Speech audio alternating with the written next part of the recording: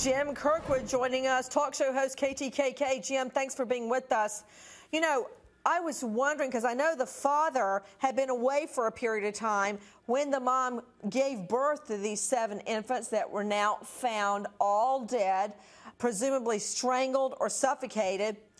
Now the father is saying, and his whole family's piling on, that she is a, quote, known cheater, that these are not his babies. What do you know, Jim Kirkwood?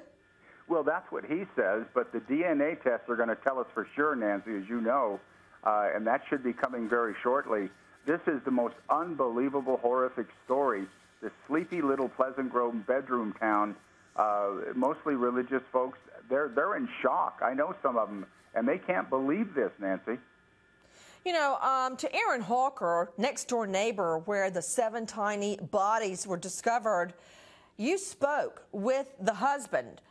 Did he believe these babies were his, Aaron?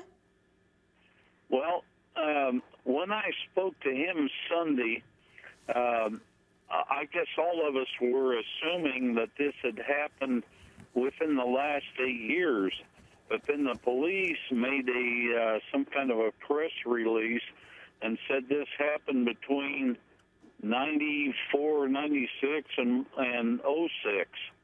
And when I talked to Darren, he said, these babies can't be mine. He said they got to be from the last 8 years, he thought. So he is doing the math and saying the babies are not his. To Dr. Michelle Dupree, medical examiner, forensic pathologist, how can you look at a body, the remains, and date them? How can you date the body? Nancy, it's going to depend, of course, on the condition of the body. If at this point in time they're probably skeletonized or perhaps even mummified, we can look at the evidence around the body, other things like that, but we can just put it into a range. It won't be an exact date. To Michael Christian, what more do we know, Michael?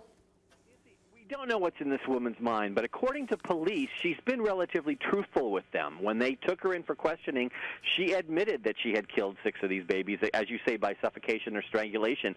She told police in that same interview that her husband was the father of these children.